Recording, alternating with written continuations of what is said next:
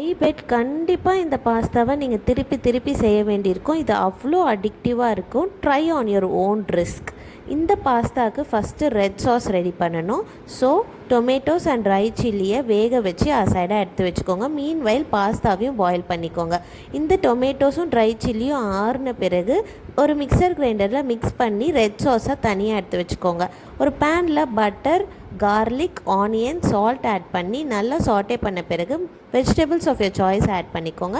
நான் மஷ்ரூமை ஆட் பண்ணி ஓவர் குக் பண்ணாமல் 1 டேபிள் ஸ்பூன் மைதா ஆட் பண்ணிவிட்டு அதோடைய ரா ஸ்மெல் போனதும் மில்க்கு கிராஜுவலாக ஆட் பண்ணி நல்லா மிக்ஸ் பண்ணி திக்கான பிறகு பாயில் பண்ணியிருக்க ஸ்வீட் கார்ன்ஸையும் ஆட் பண்ணிவிட்டேன். நம்ம ரெடி பண்ணி வச்சுருக்க ரெட் சாஸையும் ஆட் பண்ணி நல்லா மிக்ஸ் பண்ணி விட்டுக்கோங்க. அது கூடவே ஆரிகனோ, சில்லி ஃப்ளேக்ஸையும் ஆட் பண்ணி நல்லா திக்கானதும் பாயில் பண்ணி வச்சுருக்க பாஸ்தாவை ஆட் பண்ணிக்கோங்க. நான் பெப்பர் பவுடர் ஆட் பண்ணியிருக்கேன். உங்களுக்கு வேணும்னா நீங்கள் பெப்பர் ஆட் பண்ணிக்கலாம். It's completely optional. உங்களுக்கு பாஸ்தா வந்து ரொம்ப ஸ்டிக்கியாக இருக்குது அப்படின்னு நினச்சிங்கன்னா நம்ம ரிசர்வ் பண்ணி வச்சுருக்க பாஸ்தா வாட்டரையும் ஆட் பண்ணி மிக்ஸ் பண்ணி விட்டுட்டு லாஸ்ட்டாக சீஸ் ஸ்லைசஸ் ஆட் பண்ணி சுட சுட ப்ரெட்டோடு சர்வ் பண்ணிங்கன்னா அவ்வளோ டேஸ்ட்டாக இருக்கும். Cook with love, serve with that. Thank you.